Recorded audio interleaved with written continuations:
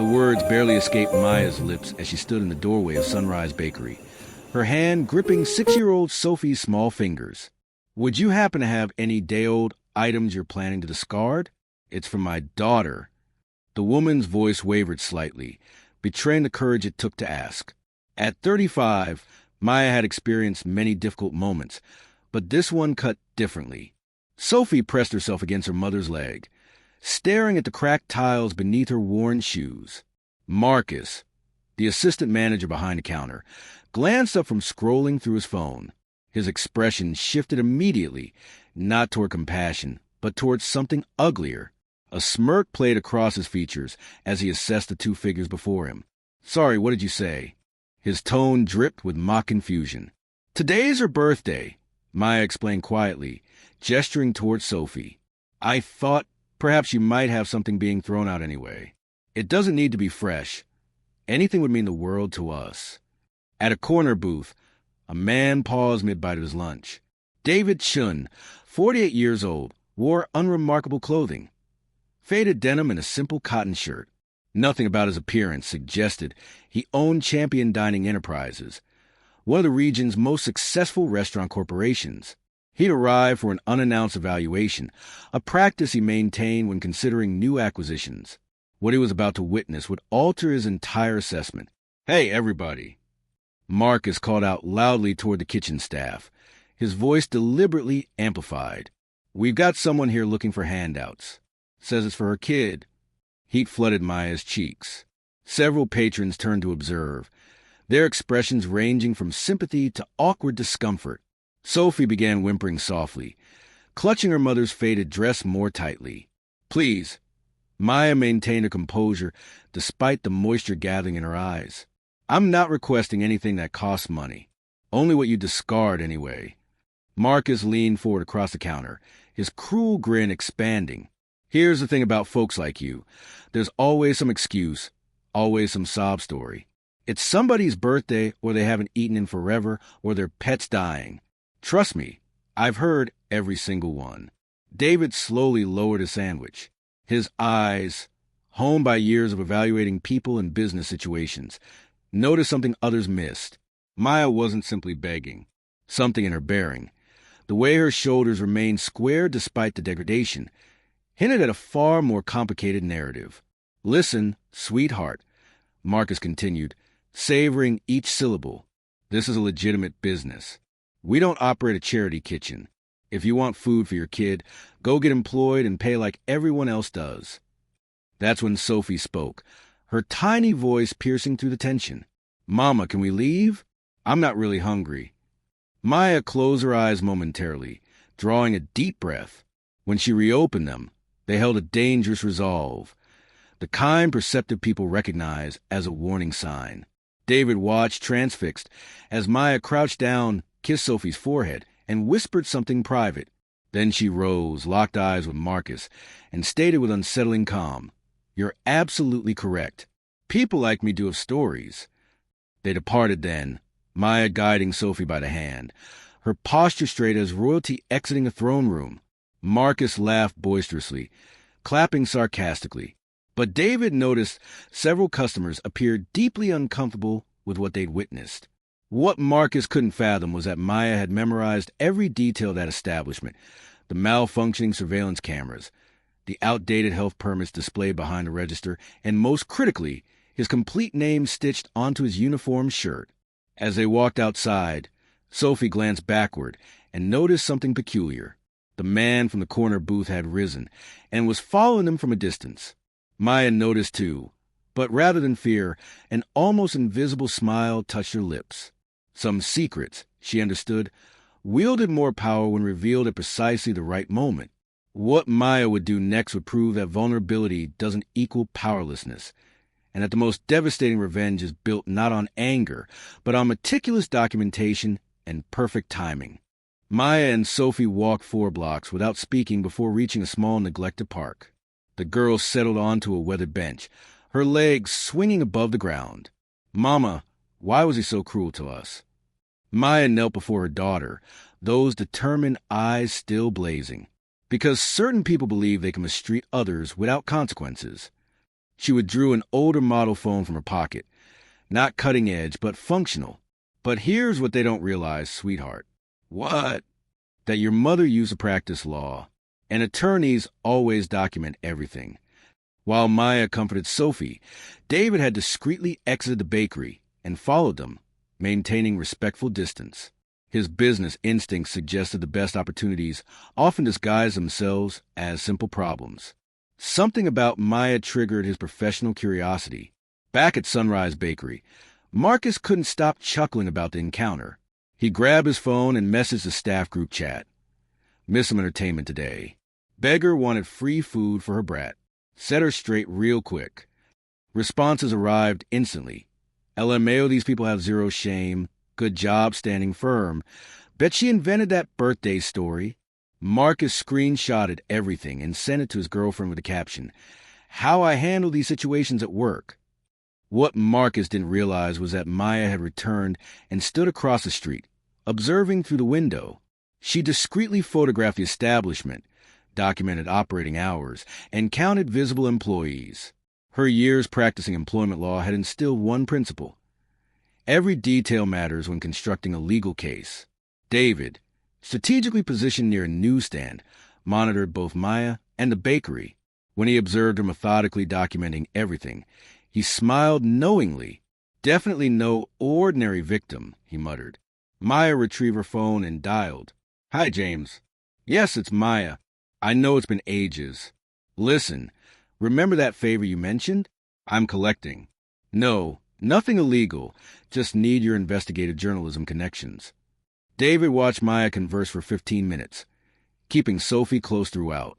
The girl seemed accustomed to her mother making crucial calls, another clue suggesting deeper layers to this story. When Maya ended the call, she returned toward the bakery. Marcus spotted her through the window and deliberately laughed louder, pointing her out to co-workers. Maya entered calmly, approaching the counter directly. "I forgot to inquire," she stated with a polite smile that never touched her eyes. "Is your health certification current? I'm planning to file formal complaints with the health department regarding sanitation issues I observed." Marcus stopped laughing. "What are you talking about?" "I'd also like confirmation that your staff receives proper training on customer service and consumer protection laws, because public humiliation can constitute grounds for emotional distress lawsuits." Maya produced a small notebook. "Oh, and the establishment owner's full legal name?" "For official documentation." Marcus's expression transformed completely. "Look, you can't come in threatening." "I'm not threatening anyone," Maya interrupted, maintaining professional tone. "I'm exercising my consumer rights that, incidentally, are legally protected." She indicated a faded poster. "I also notice you're not complying with requirements for clearly displaying pricing." Marcus swallowed hard. Suddenly, this beggar sounded like an attorney. "And Marcus," Maya continued, reading his embroidered name, "I'd suggest more discretion with social media, particularly when posting about customer treatment." Her smile turned icy. "The internet maintains permanent records." David, having entered behind Maya while pretending to browse sandwiches, struggled not to grin. The woman was brilliant. Within 5 minutes, she reversed the power dynamic completely. Maya exited, leaving Marcus pale and confused. He immediately grabbed his phone, frantically deleting messages. Too late. Maya had already documented everything. Outside, David approached cautiously. "Excuse me," he called. Maya pivoted, instinctively positioning herself between him and Sophie. "I observed what happened inside, and I must say, your handling of that situation was impressive." Maya studied him carefully. Simple attire but confident bearing, intelligent gaze. "And you are—" "David Chan." He extended his hand. "And I suspect you're not exactly who you appear to be." Maya accepted his handshake with firm grip. "Attorney Maya Santos. Pleasure meeting you." She glanced at Sophie, then back. "And you're correct. I'm not who I appear to be." David smiled. "Neither am I." As they exchanged pleasantries on that sidewalk, neither revealed their complete truth. David didn't mention owning Champion Dining Enterprises. Maya didn't explain that before losing everything in a devastating divorce, she'd been among the city's most formidable employment attorneys. And Marcus, still inside frantically deleting evidence, had no conception he'd just antagonized two of the most dangerous individuals possible, who were now joining forces. But what happened next would prove that when a brilliant attorney and a powerful businessman unite against injustice, the consequences aren't just severe, they're absolutely devastating. David and Maya relocated to a quiet cafe several blocks away. Sophie, holding her mother's hand, studied the man curiously. He seemed genuinely invested in helping. Seated at a secluded corner table, they began revealing their actual positions. "So," David said, stirring sugar into his coffee, "employment law specializing in consumer advocacy, I presume?" Maya smiled genuinely for the first time that day.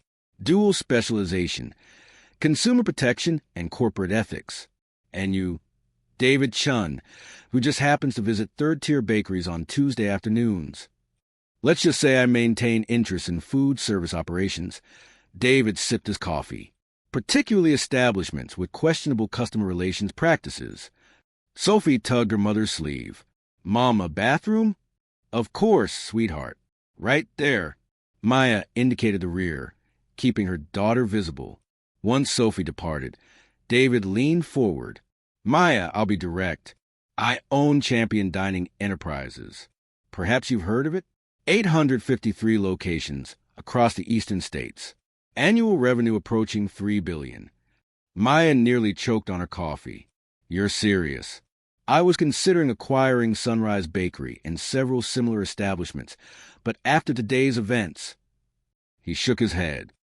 "Let's say my plans have fundamentally shifted. What does this involve me?" David smiled. "Because Maya Santos, former partner at Santos Legal Associates. Yes, I conducted quick research while you comforted Sophie. You're not merely a victim seeking justice. You're a precision instrument someone gravely underestimated." Maya's heart raced. Someone had recognized not just her abilities, but her potential. "I researched enough to understand you didn't lose everything through incompetence," David continued. "Brutal divorce from a corporate attorney who weaponized connections to destroy your career. Partial custody loss. Forced firm bankruptcy." He paused. "But I also know you won 94% of your court cases." Sophie returned, sitting beside her mother. David immediately adjusted his tone, smiling warmly. "Sophie, your mother mentioned today's your birthday. How old?" "6. Sophie displayed her fingers. "But we haven't had cake yet. That requires immediate correction." David signaled the server. 3 chocolate cake slices, please." While Sophie focused on dessert, Diane and Gabriel continued conversing in code. "What's your proposal?" she asked. "Simple. You help document that establishment's practices properly, and I ensure your findings reach appropriate authorities. Additionally, I can offer temporary legal consulting with my organization." Maya studied his expression. "And Marcus will learn that humiliating people carries consequences, but legally and devastatingly effectively." Maya's phone vibrated. A message from James, her journalist contact. "Maya, received your recording. This is explosive. Found 3 similar cases at that bakery within 6 months. Victims willing to testify. When can we meet?" Maya showed David, who nodded approvingly. "Where does your contact work?" "Local investigative news channel with national syndication. James Rodriguez. You might recognize his work on labor exploitation in food service." David's eyes widened. "The reporter who exposed the delicious pizza scandal?" "Maya, you didn't bring a journalist. You brought heavy artillery." Meanwhile, at Sunrise Bakery, Marcus couldn't stop replaying his conversation with Maya. Something about her had shaken his confidence, and he despised that feeling. To compensate, he targeted another vulnerable customer. An elderly woman entered, carefully counting coins. "Young man, what's that dinner roll cost?" "$4.50, Marcus answered curtly. The woman recounted her change. "I have $3.80. Would you accept that? It's all I can afford for dinner tonight." Marcus laughed harshly. "Lady, this isn't charity. No money, no food. Simple. Two teenagers observing the scene discreetly filmed on their phones. One whispered, "What a jerk. I'm posting this." Marcus, intoxicated by perceived power, escalated further. He filmed an Instagram story. "Customer service sucks, guys. People constantly demanding discounts, wanting freebies, always with tragic stories. Today I had to remove a beggar wanting expired pastry for a kid. People need understanding. Life's difficult for everyone." The video gained 130 views within an hour, friends commenting right on man and stay firm. What Marcus didn't realize was that one teenager had sent the elderly woman's humiliation video to multiple group chats with the caption, "Check out Sunrise Bakery staff. Humiliating seniors over 70 cents. But Marcus's social media boasting was about to become the final nail in his coffin. Because while he celebrated his cruelty online, 3 of the city's most capable professionals were transforming his arrogance into ironclad legal evidence. Friday morning, Marcus entered Sunrise Bakery wearing his characteristic smug expression. 3 days had elapsed since the beggar incident, as he described it to friends, and he felt particularly confident. He remained oblivious that Maya, David, and James had spent those 72 hours meticulously orchestrating his downfall. Morning Marcus greeted Jennifer, the morning shift worker, but something seemed off in her tone, nervousness. "What's with the face?" Marcus frowned. "Something wrong." Jennifer indicated her phone. "Have you checked social media today?" Marcus grabbed his device and opened Instagram. His account displayed 47 new notifications, all angry responses to his recent post. "What the hell?" he muttered, reading through them. "Disgusting behavior treating a child this way. Hope you get fired. Sharing this everywhere so people see who you really are." Marcus felt his stomach drop. He checked Facebook, then TikTok. Identical patterns. Hundreds of outraged comments, shares with condemning captions. People tagging Sunrise Bakery demanding explanations. "But I only posted yesterday." He attempted deleting posts, but too late. They'd been saved and reshared dozens of times. At that moment, the bakery door opened. James Rodriguez entered, accompanied by a cameraman and producer. Marcus recognized the journalist instantly, the TV investigator who exposed corrupt businesses. "Marcus Thompson?" James approached the counter. "I'm James Rodriguez from Investigator Channel. I like discussing your customer service practices." Marcus turned completely pale. I don't understand what." "No." James smiled coldly. "So you didn't post this video yesterday?"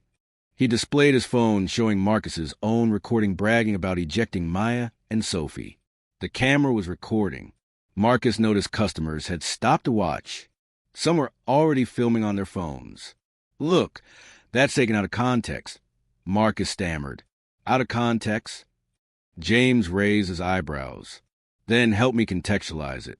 Is humiliating 6-year-old children standard procedure? It wasn't like..." "Really?" James gestured to the cameraman. "We also have yesterday's video where you humiliate a 73-year-old woman over 70 cents.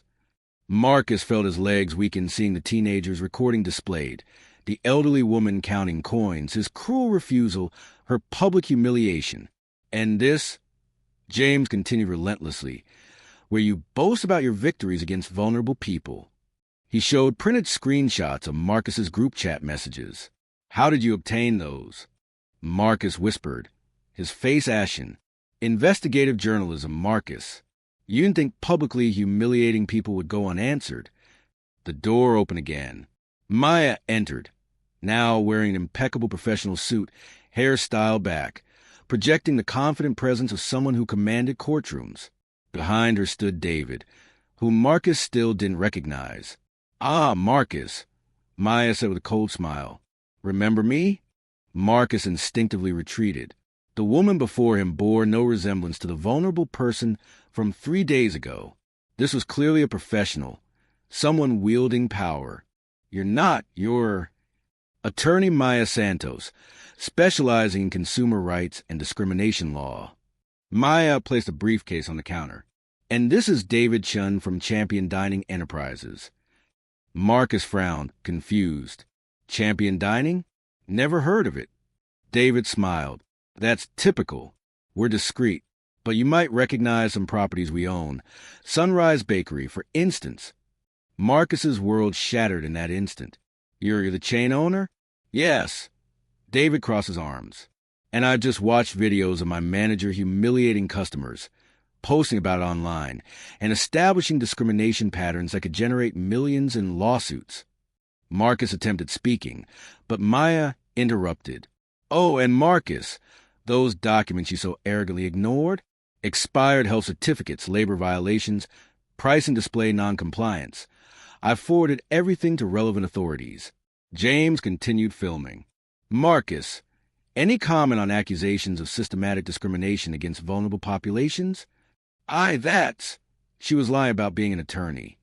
Lying. Maya laughed. Marcus, I never misrepresented being an attorney. You simply assumed a black woman requesting expired food couldn't possess a law degree. David stepped forward. Marcus, you're terminated for cause. Collect your belongings. You can't do that. I've worked here 5 years. I can and am. Discrimination, customer humiliation, company reputation damage, multiple policy violations. David handed him an envelope. Everything's documented here. Marcus opened it with trembling hands. His official termination notice with copies to the union, Labor Department, and Employment Records Bureau. And Marcus, Maya added, since you publicly humiliated a child, I'm also filing civil suit for emotional damages. You have 14 days to respond in court. This is persecution. No, David corrected. These are consequences. You believe you could treat people like garbage without repercussions. You were mistaken. James turned toward the camera. There you have it, viewers. Another case demonstrating how prejudice can destroy careers instantly.